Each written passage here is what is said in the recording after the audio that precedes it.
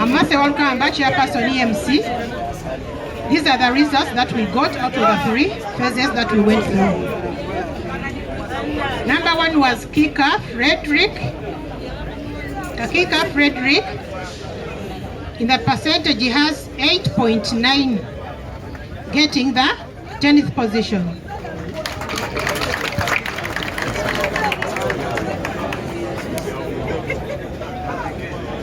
Next we have Nsereko Moses. The percentage he got 14.2.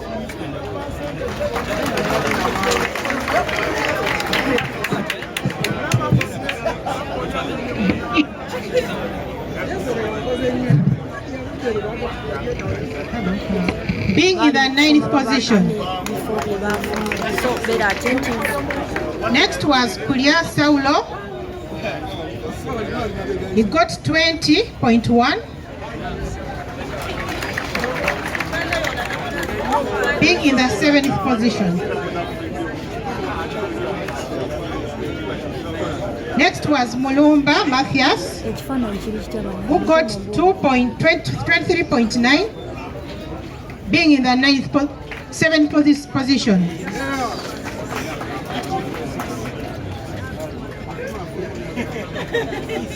Then we have Charles Rubagumya. He got 23.3, being the 6th position. Next we have Serunkuma Salim. He got 23.5, being in the 5th position.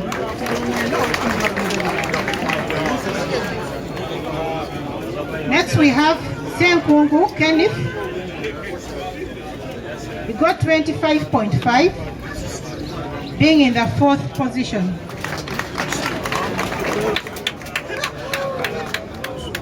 Next is Luwemba Muhammad Oluswa, who got 35.8, being in the 3rd position. People power! People power! People power!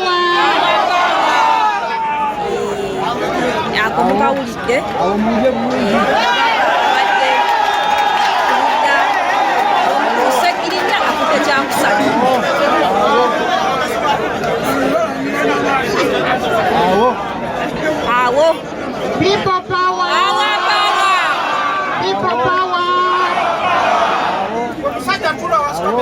Are you ready? We are ready. Ready? Ready. Are you ready, members? Yes.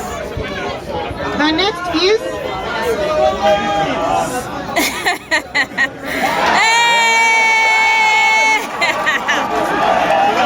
commenting. 52.8%. Being the 2nd position is Magala Umaga.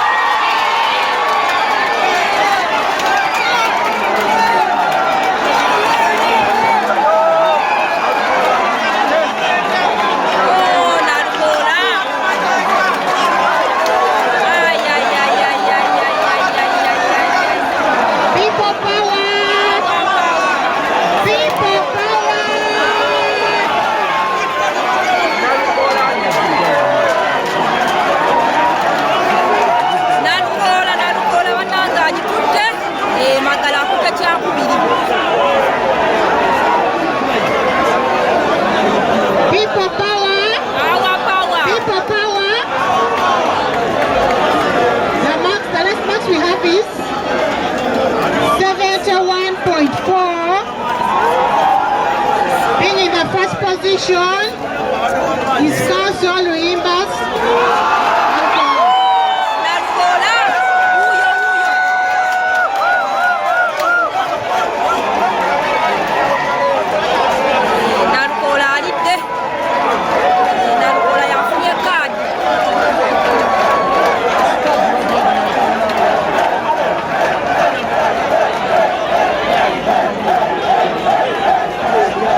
People power!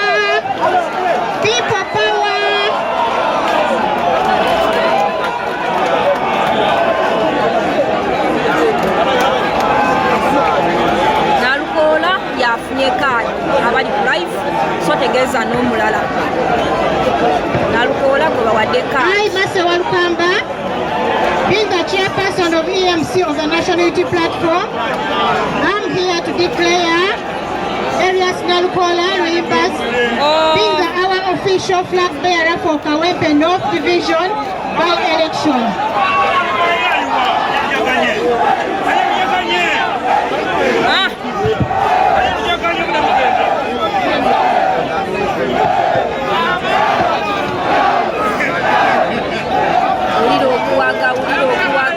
Luganda Vision, Luganda, Mzee Mase Walukamba, muyizo bwapwa bwekitiibwa, tuli wano okudeklaringa our official flag bearer for Kawempe North by election.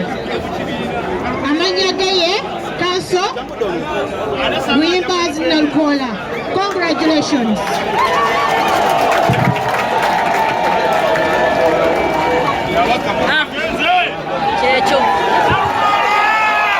People power, our power. Kale basawo ne banyabo kansabe tukubire akakiiko kaffe mu ngalo ez'amaanyi okulaba nga bagusiza prosesi yaabwe. Kambasabe mugeyo mwetuulire ab'akakiiko mwebale nnyo mwebalire ddala. Banange basawo ne banyabo saawa zino engeri akakiiko gye kamaze okulangirira ayisemu ngenda kumuyita ajje wano ayogere gye tuli oluvannyuma tufune ebigambo bya pulezidenti ebitusiibula. Bwalodi mmeeya bw'oba otwalira ddala kati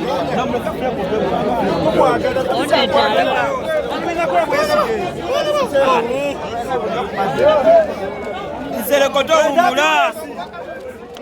Fight hard, Nsereko. Fight hard, Nsereko.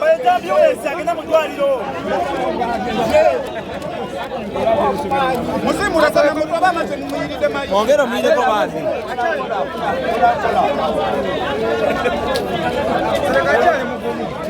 Namasuri bija abye mukaga. Bako baba tosikiza. Fight hard.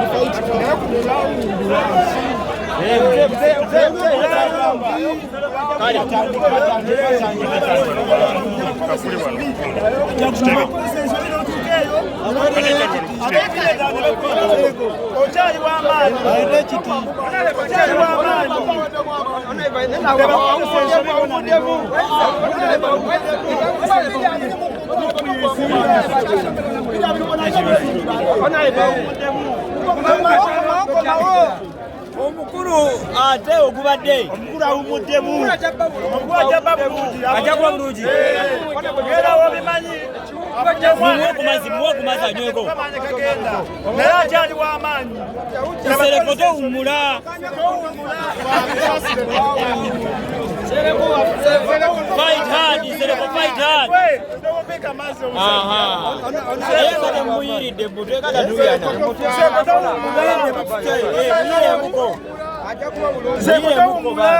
Ochali wa amani.